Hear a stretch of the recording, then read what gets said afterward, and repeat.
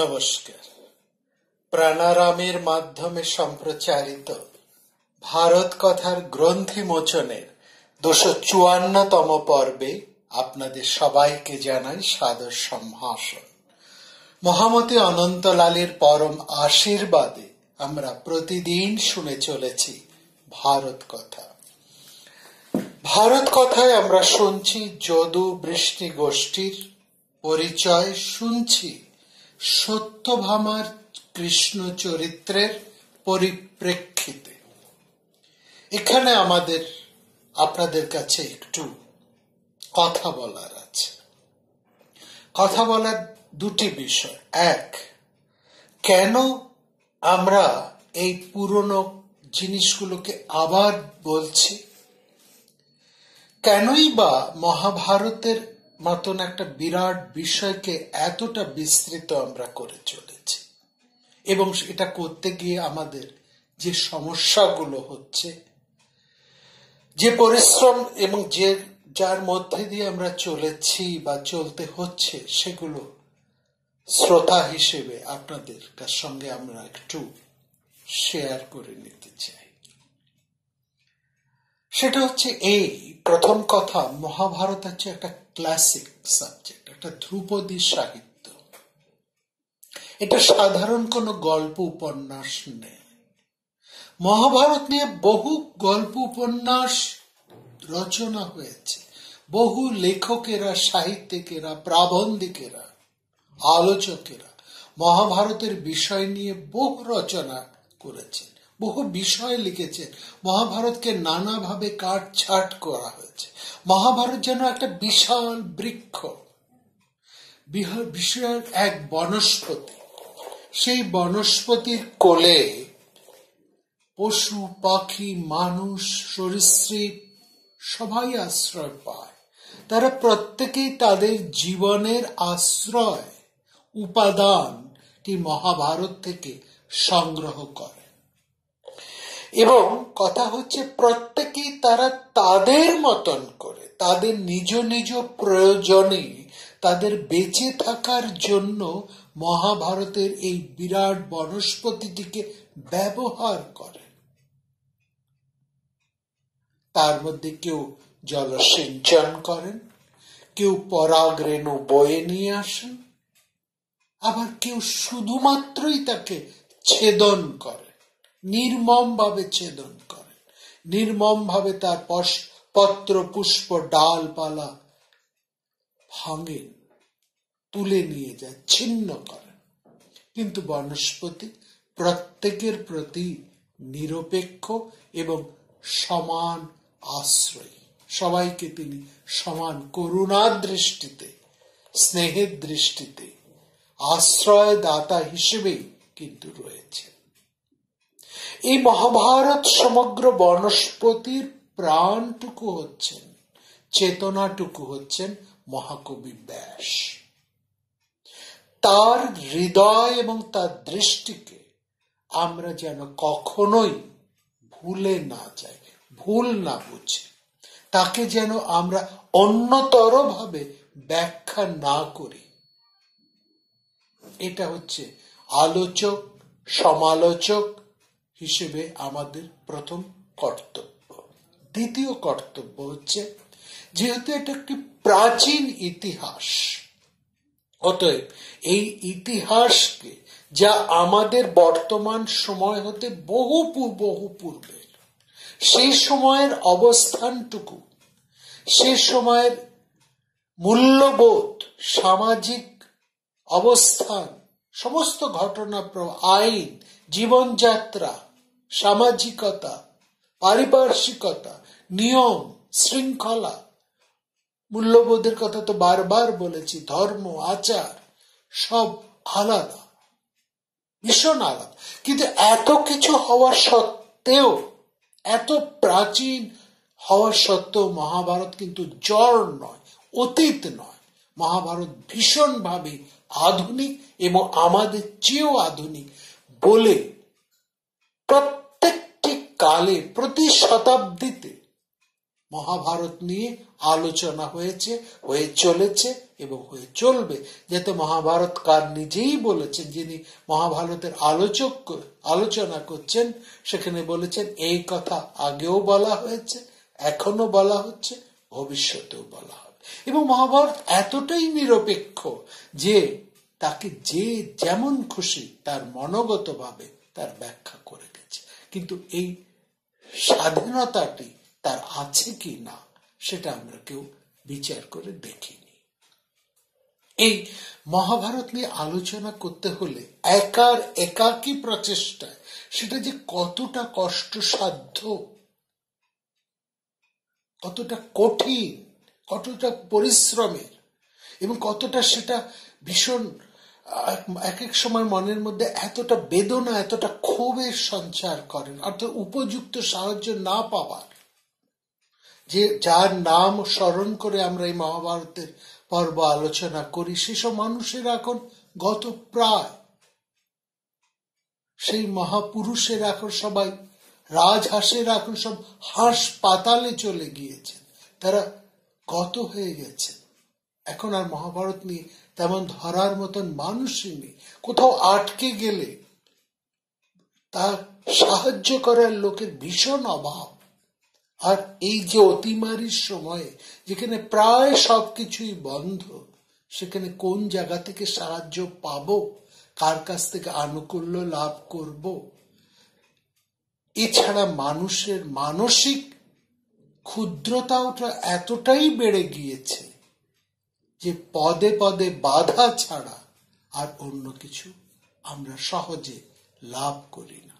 তবু কিছু বড় মানুষ আছেন, কিছু মহৎ প্রাণ এখনো আছেন, যারা আমাদের একটু থমকে যাওয়া থেকে টেনে নিয়ে চলেন। এবং এই চ্যানেলের প্রাণ পুরুষ তিনি তো আছেনই, তিনি প্রতিদিন তার বিভিন্ন ব্যস্ততার মধ্যে এটিকেও সম্প্রচার করে চলেছেন। তাকে আমি শুধুমাত্র ধন্যবাদ জানিয়ে ছোট করব না।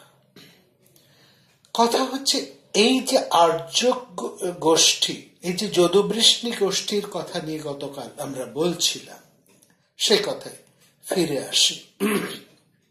যে আমরা কৃষ্ণ কথা, সত্যভামার কথা বলতে গিয়ে আমরা গত পর্বে বলেছি যে এই আকর আমাদের কোথা কোথা থেকে খুঁজে নিতে হচ্ছে, সেখান থেকে আমরা সে আকরের উপাদান সংগ্রহ করে চলছি। এবং এখানে যদি কোনো দোষ ত্রুটি আমাদের হয়ে থাকে, সেটি আমার নিজের, কারণ সব সময় সঠিক জায়গা খুঁজে পাওয়া ভীষণ পরিশ্রম। বহু পুঁথি আমরা পাই না, বহু বই পাই না, বহু রচনার জায়গা আমরা পাই না। আর এমন কিছু জায়গা আছে, সেই জায়গার অর্থ আমাদেরকে কে বলে দেবে, কে সহজ করে দেবে? এখন প্রতি মুহূর্তে অনুভব করি সেই বিদগ্ধ মানুষটিকে, সেই স্নেহপরায়ণ ঈশ্বরতুল্য মানুষ অনন্তলালকে। আজ যদি তিনি থাকতেন তাহলে আমাদের এত কষ্ট হতো না। যাই হোক, আমরা কথা বলছি যদুবৃষ্ণি গোষ্ঠীর পরিচয় নিয়ে সত্যভামাকে এবং অবশ্যই শ্রীকৃষ্ণকে বোঝার জন্য। সত্যভামার পিতার সত্রাজিৎ, তিনি ছিলেন সূর্যের উপাসক। সূর্যের উপাসনা করে তিনি সূর্যের কাছ থেকে সূর্যের গলার মালাখানি লাভ করেছিলেন। এবং যে মালাটি সূর্যদেব স্বয়ং সত্রাজিতের গলায় পরিয়ে দিয়েছিলেন, সেই মালাটির মধ্যমণি ছিল একটি মণিযুক্ত মালা, দামি মালা। সেই মধ্যমণিটি ছিলেন সম্মন্তক, এবং সেই মণির ক্ষমতা সমস্ত পুরাণ স্বীকার করেছে যে ক্ষমতা ছিল অলৌকিক। এতটাই সেই মণিটির প্রভাব, সেই সম্মন্তক মণির প্রভাব। অর্থাৎ এই মণি নাকি দিনে 8 বার সোনা প্রসব করত। এই প্রতিদিন 8 বার সোনা সৃষ্টি করত। এবং যে রাজ্যে এই মণিটি থাকে বা থাকবে সেই রাজ্যে কখনোই প্রাকৃতিক দুর্যোগ ঘটবে না, কোনো অনাবৃষ্টি হবে না, অতিবৃষ্টি হবে না, মহামারী হবে না, মহামারী হবে না, রোগ ব্যাধি হবে না, সব কিছু ভালো থাকবে, মঙ্গল থাকবে, সুস্থিতি থাকবে এই মণির প্রভাব। সত্রাজিৎ যখন এই মণিরত্ন গলায় নিয়ে দ্বারকায় প্রবেশ করলেন তখন এতটাই তাকে উদ্ভাসিত দেখাচ্ছিল যে তাকেই যেন মনে হচ্ছিল দ্বিতীয় সূর্য। অসম্ভব দামি জিনিস খুললে অন্যের মনে আক্রোশ হয়, হতাশার থেকে লোভ হয়, অসূয়া হয়। এবং সত্রাজিৎ এটা বুঝেছিলেন যে অন্যান্যদের দৃষ্টি থেকে তিনি এটা বুঝতে পেরেছিলেন যে অন্যান্য সংঘ প্রধান, তার অন্যান্য জ্ঞাতি গোষ্ঠীরা, তারা তো কম প্রভাবশালী নন এবং তাদের বুদ্ধি পরাক্রম তো কিছু কম নয়। সুতরাং ওই মণিটি সত্রাজিৎ তার নিজের কাছে রাখাটা খুব একটা সমীচীন মনে করলেন না। তিনি কি করলেন, মণিটি তিনি তার দাদা প্রসেনজিতের হাতে দিয়ে দিলেন। এটা কিন্তু অনেকেই জানতে পারল না। সবাই জানে মণিটি আছে প্রসেনজিতের কাছে, কিন্তু প্রসেনজিৎ মণিটি তার দাদা সত্রাজিৎকে দিয়ে দিয়েছে। দদৌ ভ্রাতৃ নরপতি প্রেমনা সত্রাজিৎ উত্তমম। বেশ, দাদা ভাইয়ের উপর যতই ভালোবাসা থাকুক সত্রাজিতের, কিন্তু বাস্তবে ভয় এবং নিজের ঘরে বিপদ ডেকে আনার ভয়, এবং সত্রাজিতের মনে হয়েছে যে ওই যাদব বৃষ্ণি গোষ্ঠীর সবচাইতে যিনি প্রভাবশালী সেই শ্রীকৃষ্ণ যদি মণিটি তার কাছে চেয়ে বসেন। এখানে বিষ্ণু পুরাণ বলছেন যে সত্রাজিৎ ঠিকই আশঙ্কা করেছিলেন যে শ্রীকৃষ্ণ তার কাছ থেকে মণিটি চেয়ে নিতেই পারেন। অবশ্য বিষ্ণু পুরাণে যে ভাষায় এই কথাটি ব্যাখ্যা করা হোক না কেন, আমরা বিষ্ণু পুরাণ এবং হরিবংশ পাশাপাশি রেখে এটা বুঝতে পারি যে কৃষ্ণ এই মণিটির উপর নজর দিয়েছিলেন তার নিজের ব্যক্তিগত প্রয়োজনে নয়। তিনি এই মণিটি যাচনা করেছিলেন সমগ্র যদুবৃষ্ণির মঙ্গলের জন্য। কারণ আমরা আগেই বলেছি এবং সবাই জানতেন, এই মণি যে দেশে যার কাছে থাকবেন, তিনি যে দেশে অবস্থান করবেন, অর্থাৎ যে রাজ্যে এই মণিটি থাকবে, সেই রাজ্যে প্রাকৃতিক কোনো দুর্যোগ দেখা দেবে না এবং সেখানে সবসময় একটা সুস্থিতি থাকবে।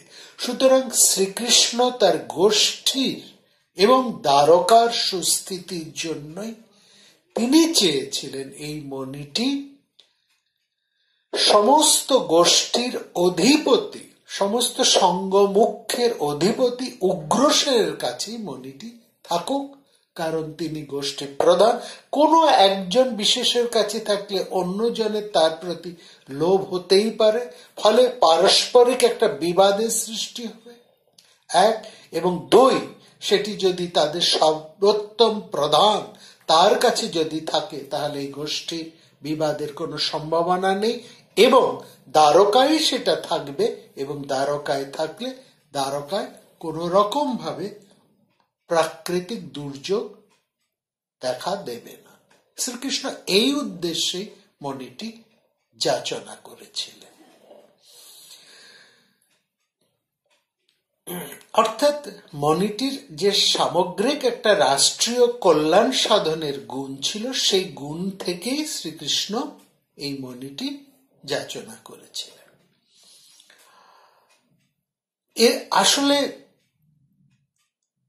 শ্রীকৃষ্ণের প্রভাব তো বেশি গোষ্ঠীদের মধ্যে। তিনি অবিসংবাদিত নেতা, কারণ মগধরাজ জরাসন্ধের প্রত্যক্ষ মদতে তার জামাই কংস যে অনাচার আরম্ভ করেছিলেন যদুবৃষ্ণির অন্যান্য সঙ্গ মুখ্যদের উপর, যে 18টা কুল, 18টা যে সংঘ ছিল সে সময়, সেই 18টা কুলের বিভিন্ন মানুষের উপর যে অন্যায় অবিচার কংস শুরু করেছিলেন, ভোজ বংশীয় কংস, তিনিও যাদব বংশেরই একটি বংশধারার, ভোজ বংশধারার প্রধান। কিন্তু তিনি প্রধান হয়েও একমাত্র শ্বশুরের ক্ষমতায় বলিয়ান হয়ে তিনি অন্যান্য গোষ্ঠীর, অন্যান্য যাদব বংশের লোকেদের উপর যে অন্যায় অবিচার করেছে, এই অন্যায় অবিচার থেকে প্রত্যেককে রক্ষা করেছে শ্রীকৃষ্ণ কংসকে ধ্বংস করে। সুতরাং সঙ্গমুখ্যকে রাজনৈতিকভাবে পরিচালনা করার জন্য শ্রীকৃষ্ণ নিজে সিংহাসনে না বসে তার কংসের পিতা উগ্রসেনকে মথুরার শাসনে নিযুক্ত করেছিলেন। কৃষ্ণ যেহেতু কংসের অপসারণ থেকে আরম্ভ করে দ্বারকায় রাজধানী প্রতিষ্ঠা পর্যন্ত সমস্ত রাজনৈতিক প্রক্রিয়াটি নিজের হাতে করেছিলেন, তাই তিনি রাজা হয়ে না বসলেও তার প্রভাব ছিল সবচাইতে বেশি। এই ভূমিকা থেকে রাষ্ট্রের উন্নতি এবং কল্যাণের চিন্তাতেই তিনি উগ্রসেনের কাছে এই মণিটি রাখতে চেয়েছিলেন, এবং তাতে মণির গুণে রাষ্ট্রের অর্থনৈতিক মঙ্গল এবং প্রাকৃতিক মঙ্গল দুটোই হতে পারবে, এবং তাতেই সবার মঙ্গল। যাই হোক, তিনি সেই কারণে সত্রাজিৎ ভয় পেয়ে আগে ভাগে মণিটি হাত বদল করে প্রসেনের হাতে দিয়ে রেখেছিলেন, যাতে সত্রাজিতের কাছে শ্রীকৃষ্ণ এসে যদি মণিটি চান, তিনি বলবেন মণিটি তো আমার কাছে নেই, আমি ওটি আমার দাদাকে দিয়ে দিয়েছি, আপনাকে আমি কি করে দিই। আর তিনি যদি প্রসেনজিৎ বা প্রসেনের কাছে গিয়ে সেই মণিটি চান, তাহলে প্রসেনজিৎ বলবেন ওই মণি তো আমার নয়, আমার ছোট ভাই আমার কাছে গচ্ছিত রেখেছে, আমি গচ্ছিত ধন আপনাকে কি করে দিই। এই বুদ্ধি করে সত্রাজিৎ তার দাদা প্রসেনজিতের কাছে তার নিজের সব মণিটি রেখে দিয়ে এলেন। কৃষ্ণের দিক থেকে দেখুন, মণিটি যার কাছেই থাক, রাজ প্রয়োজনে, দেশের প্রয়োজনে এবং নিজের শক্তি প্রভাবে তিনি জোর করে মণিটি নিয়ে নিতেই পারতেন প্রসেনজিৎ বা কিংবা সত্রাজিতের কাছ থেকে, এই ব্যাপারে কোনো সন্দেহ নেই। কিন্তু শ্রীকৃষ্ণ বুঝেছিলেন মণিটি যদি তিনি জোর করেন কেড়ে নেন এই দুই ভাইয়ের যে কোনো একজনের কাছ থেকে, তাহলে যদুবৃষ্ণির সঙ্গে এবং সঙ্গ মুখ্যদের সঙ্গে তার একটা বিরোধের সৃষ্টি হবে, এবং এই বিরোধ একটা জ্ঞাতি বিরোধের বিভাগ সৃষ্টি করবে, এবং সেটা এই যে জ্ঞাতি বিরোধের যে আশঙ্কা, সেইটা তিনি চান না বলে সবসময় জ্ঞাতিদের মধ্যে একটা সুস্থিতি থাকুক, এই জন্যই যেটা শ্রীকৃষ্ণ সারা জীবন তার জন্য কাজ করে এসেছেন, চেয়েছেন, অবশ্য তার কপালে যদিও সেটা জোটেনি, তিনি সেই জন্য এই ব্যাপারে কোনো জোর জুলুমি করলেন না, তিনিও চুপ করে গেলেন। সামন্তক মণি নিয়ে যতটুকু সামান্য ঘটনা এই পর্যন্ত ঘটেছে, তাতে এটা আমরা পরিষ্কার যে এই মণিরত্ন নিয়ে একটা ঐতিহাসিক গন্ডগোল তৈরি হয়েছিল যুধিষ্ঠিরের রাষ্ট্রীয় যজ্ঞের আগে এবং অবশ্যই জরাসন্ধ বধের আগে। কিন্তু রুক্মিণীর সঙ্গে শ্রীকৃষ্ণের বিয়ে হয়ে যাবার পরে, অর্থাৎ রুক্মিণীর সঙ্গে বিয়ে হয়ে যাবার পরেই এই সামন্তক মণি আসে, এবং তারপরেই এই সামন্তক মণি তার হাতে যায় এবং এই সামন্তক মণির ঘটনাটা ঘটে। অর্থাৎ সামন্তক মণি সত্রাজিৎ লাভ করেছেন তখন শ্রীকৃষ্ণের সাথে রুক্মিণীর বিয়ে হয়ে গিয়েছে। ঠিক আছে, তার মানে রুক্মিণী শ্রীকৃষ্ণের জ্যেষ্ঠা স্ত্রী। রুক্মিণীর সঙ্গে শ্রীকৃষ্ণের যে বিয়ে হয়ে গেল, এতদিন পর্যন্ত সত্যভামা কিন্তু আড়ালেই আছে, এবং শ্রীকৃষ্ণ অন্যান্য জ্ঞাতি গোষ্ঠীর বাড়িতে আসা যাওয়া করছেন। শ্রীকৃষ্ণ সত্যভামাকে দেখেছেন, সত্যভামাও শ্রীকৃষ্ণকে দেখেছেন। এই পর্যন্ত দুজনের মধ্যে কেমন কোনো সম্পর্ক তৈরি হয়নি, যদিও সত্যভামার মতন একজন সুন্দরী যুবতীর পক্ষে শ্রীকৃষ্ণ প্রতি আকর্ষণ বোধ করেননি সেকালের এত বড় একজন হিরোকে তার প্রতি সত্যভামার মনে মনে কোনো আবেদন ছিল না, এটা আমরা বিশ্বাস করি না। কৃষ্ণের কোনো গুরুত্ব ছিল না সত্যভামার প্রতি, তেমন কোনো আকর্ষণ ছিল না, এটা ঠিক। কিন্তু সত্যভামার নিশ্চয়ই সমস্ত রমণীদের মতনই সমস্ত অবিবাহিত এবং বিবাহিত মেয়েদের মনে শ্রীকৃষ্ণ সম্পর্কে যে আকর্ষণ ছিল, তার বীর নায়কের জন্য, তার বিরচিত ভূমিকার জন্য সত্যভামারও সেটা ছিল। যদিও এই সংশ্লেষের কোনো খবর আমরা কোনো পুরাণ থেকে কোনো স্পষ্টভাবে পাইনি। আরেকটা কথা বলা দরকার যে শ্রীকৃষ্ণের বিয়ের অনেক আগে থেকেই, অর্থাৎ সত্যভামার বিয়ে হয়ে যাবার পরে এটা আমরা জানতে পেরেছি যে শ্রীকৃষ্ণের সত্যভামাকে বিয়ে করার অনেক আগে থেকেই সত্যভামাকে বিয়ে করতে চেয়েছিলেন তিনজন। তাদের মধ্যে একজন হলেন অক্রূর, যিনি সত্যভামার প্রায় কাকার বয়সী। দ্বিতীয় জন হলেন কৃতবর্মা, যিনি সত্যভামার থেকে একটু বড়, অর্থাৎ শ্রীকৃষ্ণের বয়সী। এবং তৃতীয় আরেকজন আছে যিনি সত্যভামার থেকে অনেক ছোট, তিনি কৃতবর্মার ভাই শতধন্বা, যাকে অনেকে শতধনু বলেও সম্বোধন করেন। এই তিনজনই অক্রূর, কৃতবর্মা এবং শতধন্বা বা শতধনু, তিনজনই সুন্দরী সত্যভামাকে মনে মনে কামনা করতেন। এই তিনজনের ব্যক্তিত্বের মধ্যে তুলনা আমরা করতে পারবো না, তবে এটা ঠিক সবচাইতে বেশি বয়সের হচ্ছেন অক্রূর, আর অন্যান্যদের বয়সের পরিচয় তো আমরা দিয়েছি। এখানে দেখুন আবার কথা আছে, অক্রূর যিনি সত্যভামাকে বিয়ে করতে চেয়েছেন, তার যে সত্যভামাকে বিয়ে করার যে আগ্রহ, তার সবচাইতে বড় কারণ হচ্ছে ওই মণিটি। অর্থাৎ সত্যভামাকে বিয়ে করলে সত্যভামার বাবার কাছে, সত্রাজিতের কাছে যে মণিটি আছে, সেই মণিটি হচ্ছে অক্রূরের প্রধান আকর্ষণ।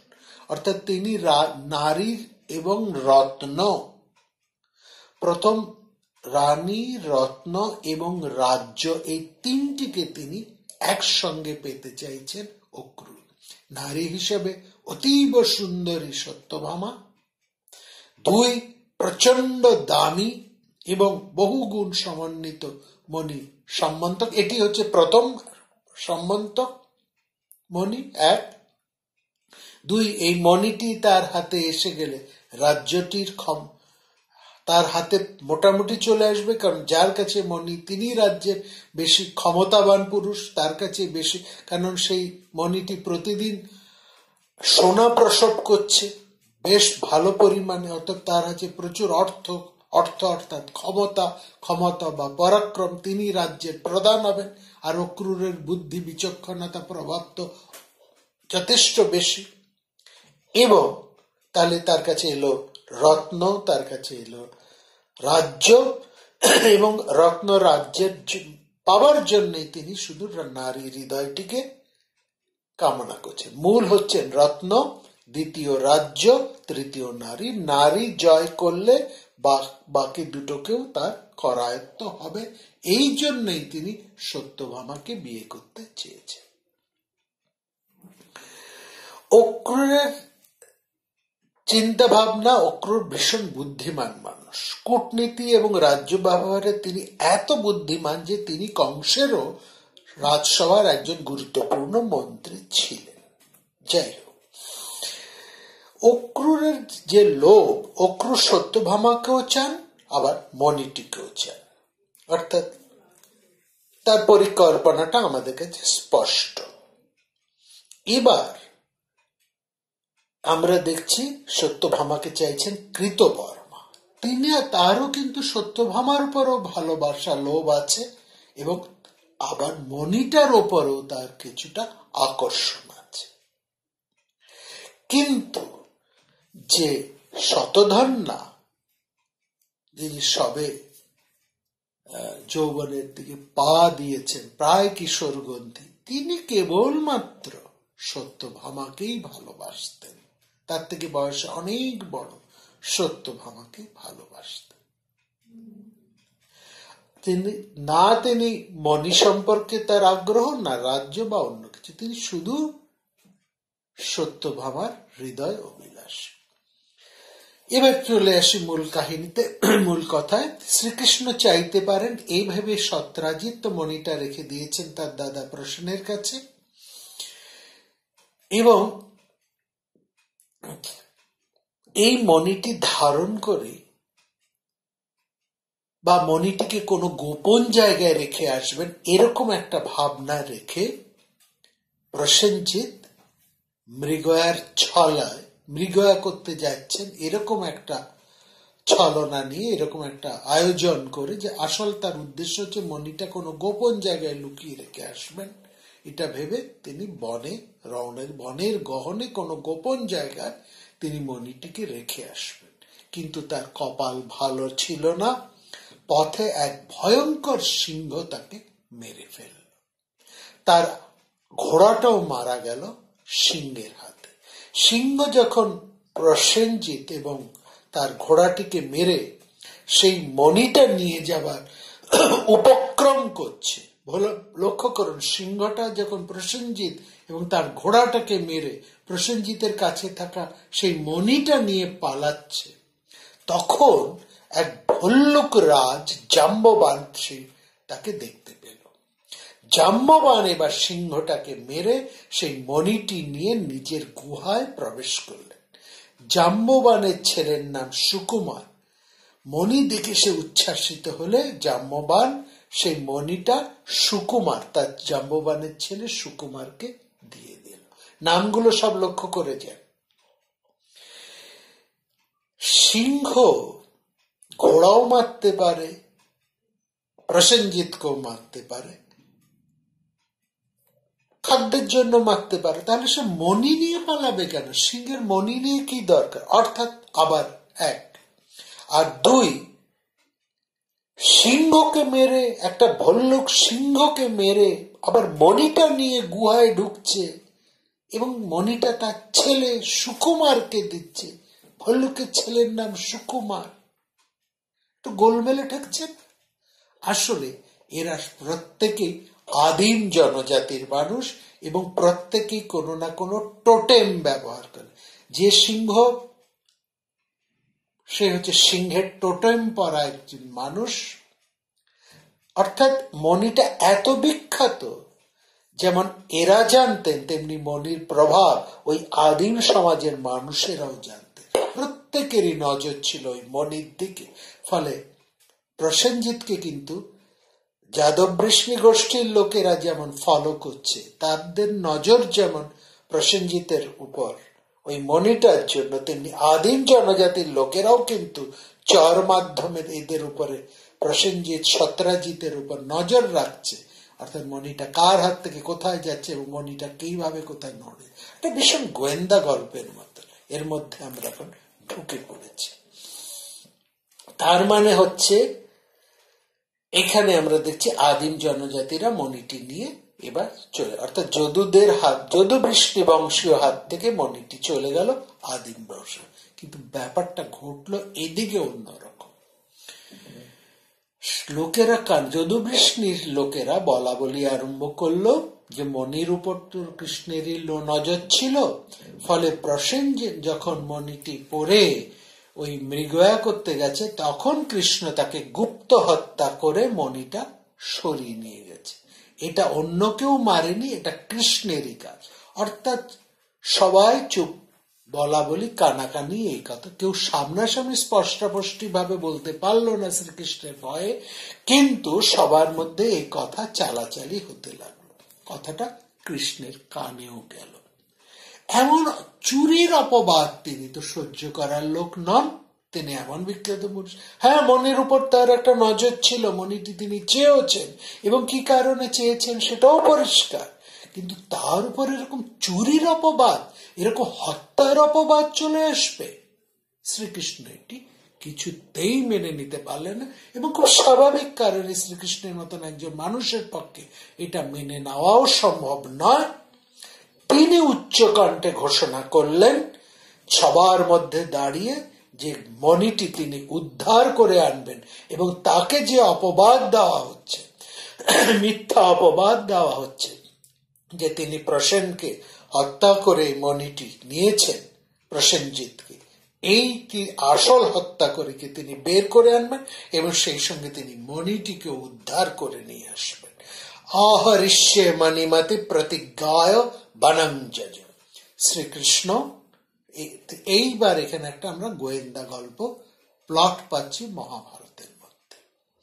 শ্রীকৃষ্ণ বেশ কিছু বিশ্বস্ত লোককে সঙ্গে নিয়ে, বিশেষত যারা বনের পথ চেনে, যারা রাজপুরুষদের সঙ্গে মৃগয়া যায় এবং মৃদ পদ চিহ্ন, অর্থাৎ মৃগয়া যাবার সময় বনের মধ্যে সেই পায়ের চিহ্ন দেখে দেখে যারা পথ ধরে এগোতে পারে, সেরকম অভিজ্ঞ বেশ কিছু অভিজ্ঞ লোক নিয়ে, সেই আপ্ত পুরুষদের সঙ্গে নিয়ে প্রসেনজিতের চলা পথ ধরে শ্রীকৃষ্ণ এগোতে থাকলেন।